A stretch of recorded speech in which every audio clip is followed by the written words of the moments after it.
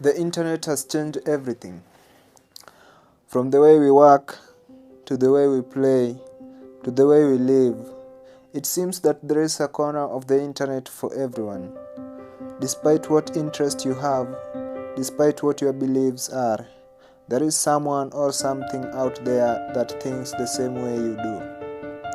The internet has connected us in the ways that were never imagined before. It's a place where everyone from anywhere on the earth can come together. There is so much stuff on the internet, most of which you don't even know exists. If you want something, anything, whether it be a service or a product, legal or illegal, moral or unethical, the internet has it. You can choose to use it for good or bad. Much like the surface web that we all use every single day.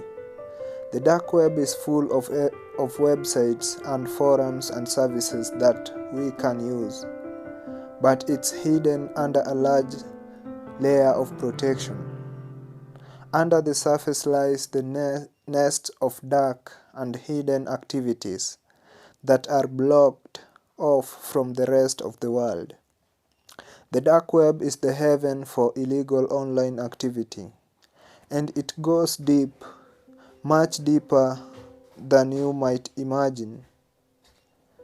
It's the place where criminals, predators, spies, drugs, and even human traffickers lie. And it's all hidden in plain sight. You could access it in minutes if you wanted. But should you? Hi, welcome to another episode of Fire Mojo. In this episode, we are going to dive deep into the dark web and see how it works. Before we continue, if you like content on business, technology, and innovation, then I got you covered. Make sure you subscribe to this channel. You can break down the internet into three separate categories. First, we have the surface web. This is everything that we use on a daily basis. YouTube, Twitter, Facebook, any social media at all. It's all a part of what we call the World Wide Web. It's relatively easy to find anything on the surface web, as almost everything is indexed by search engines like Google. Every second, over 1,000 photos are posted on the Instagram, 8,000 tweets are posted on Twitter, 70,000 Google searches take place, and nearly 100,000 YouTube videos are watched. From this, surface web seems massive. In a way, it is in terms of pure traffic. Almost everything you do can be found here. You could look up anyone and find some kind of information about them and their life. But you can't find things like their bank account or medical records. These things are hidden under password-protected websites, where only they can access them. This is where we venture into the deep web. The deep web refers to the content on the internet that is not indexed by search engines. Basically, if you can't find it on the Google, it's technically on the deep web. If you have ever logged into your email, you've browsed the deep web, technically. And I know it might be a little disappointing that the deep web is not as cool as it sounds. It's pretty much just as mundane as the surface web, but with just a bit more secret but But realize that the deep web is the most massive part of the internet. The deep web contains 96% of everything that is on the internet. So even if you've got online every single day and searched through new websites for the next 50 years, you wouldn't even put a dent into the pure amount of information on the internet. There's just too much to go through, most of which you couldn't even get access to. But even further deeper than the deep web, in the tiniest sliver of the internet, lies the part of the web where things don't live. Websites that are encrypted to hide their existence, sliced without IP addresses to make them nearly unrecognizable, accessed by users with encrypted softwares to completely mask their identities. Here anything and everything goes. We've reached the dark web. But how does this even work? How can you hide from the rest of the world on something that pretty much everyone has access to? If you are browsing the surface web, chances are the FBI men are watching you. Alright, not really, but for the average person, everything you do online can and will be tracked in many ways. Many of the websites will track what you are searching and looking at, and in turn advertise products and services to you that fits that description. This isn't anything new. Facebook, Amazon, and most social media sites are guilty of this. They sell your data to advertisers around the world, and you agreed to it in those terms and conditions that you didn't read. This isn't a coincidence, and it doesn't happen by accident. The internet wasn't made to be anonymous. Some people see this as invasion of privacy. Others don't see a problem with it at all. But how can we let this go before it turns bad? Funny enough, the government thought this too, over 20 years ago. They wanted the system that could protect their communications while online. This led to something called onion routing. This protects any data by wrapping it with different layers of encryption. Let's say you need to get a message from here to here, but to get that message to the end, you need to go through 3 points. We will call them A, B, C. The message is then wrapped in 3 layers of encryption, with each layer only knowing where the message previously came from and where to send it to. At each midpoint, a layer of encryption is stripped until the message eventually reaches its destination. Because of onion routing, darknets like Tor can exist. Darknets operated alongside networks like the Internet, or requires certain software to access. Tor stands through the onion router. It's a software named after the technology that made it possible. It seems just like any other normal browser, but through Tor and other similar darknets, you can access web pages that aren't available to the general public. Tools and other requirements to access the dark web is enough to attract different types of users from all over the world. Links to pages that don't look like youtube.com. They just don't look familiar. Instead, they look like random strings of characters, like nickname instead of .com or .org. They are .onion. You can't access them through any traditional web browsers, but when you use Tor and any other dark browsers, you will. This is dark web. We are first steps to it.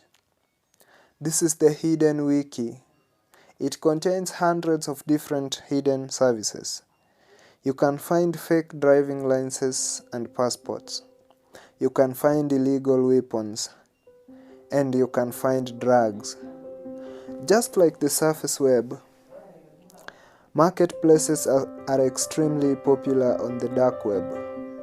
Here you can buy things that you would struggle to get anywhere on the world, like rocket launchers. Now, I don't condone you to do any of this, but if you wanted to purchase anything on the dark web, here is how. Using traditional forms of payment like credit cards and debit cards don't make sense because you'll be easily tracked and arrested. Now here's where Bitcoin and other cryptocurrencies comes in. Due to Bitcoin's almost anonymous nature, it's much useful in the site. You have to create a Bitcoin wallet and turn some of your cash into Bitcoin. You now have your anonymous currency to do almost anything you wanted on the site. One of the things that comes into people's mind when the dark web is mentioned is the number of sites selling illegal drugs and similar items. And yeah, that's real. In 2011, a dark market known as Silk Road opened for business. Here you could buy any illegal drugs you've ever dreamed of.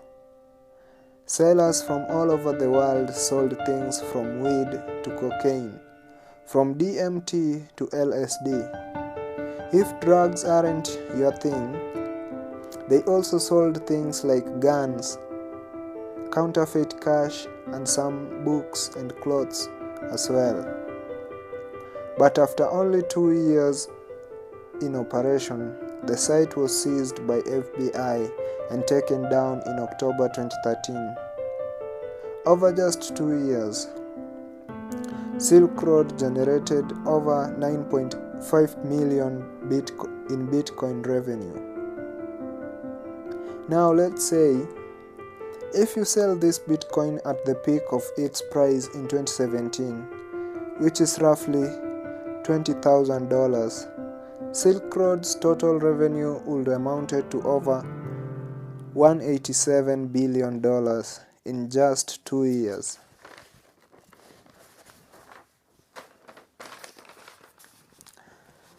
Silk Road and other dark web markets actually played a big role in the rise of Bitcoin. The creator of Silk Road, Ross Ulbricht, was found and arrested in 2013. But where there is demand, supply will eventually show. When one site is taken down, 5 new ones emerge to fill the void. After Silk Road was taken down, Silk Road 2.0 emerged, and later Silk Road 3.0. Even if you never visited the dark web or never knew it existed, it still affects you. It's not uncommon to see data leaks and breaches pretty often nowadays. If your data was stored in a company's database that was compromised, there's a chance it's for sale somewhere on the dark web, where it can be purchased by anyone with access to it. If you don't know what to spend your money on, let me help you out. Social security numbers can go for as little as $1. This is something given to every single US citizen and can be used to steal someone else's identity.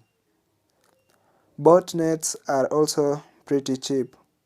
For as little as a few dollars an hour, you can perform a distributed denial of service or DDoS attack to essentially take almost any website or service temporarily offline. This can severely affect anyone or any business that is targeted. If you've played video games online before, then someone has probably done this to you. You can also buy someone's medical records for as low as $50. There's also stolen credit cards for sale as well. Just buy one, rack up the bill, and then never pay. A lot of this data isn't even for sale. It's just out there. There are websites leaking out the information of politicians, celebrities, and even normal people like you and me. But even worse than this, there are some even darker things that can be carried out in the dark web. There are hitman services claiming to be able to kill almost anyone in the world you wanted for as little as $5,000. Many of these have been revealed to be scams, but not all of them. There's also services selling real human organs. How they acquired these, we'll never know, but if you need one, they are there. Child pornography is unfortunately a larger part of this than I'd like to admit. Sites such as Lolita City and Playpen have been taken down, but during their peaks, they had over 200,000 users. Similar forums exist that discuss ways to abduct children from different parts of the world. This is just a small look into this dark corner of the internet. The lack of rules here allows anything to exist. The deeper you go, the scarier things you will find. There are much hidden information in there that even me, I can't get access to. Since this is something meant to be hidden from anybody, as much as it is considered illegal and harmful, there are some positive parts of it. You never know as well.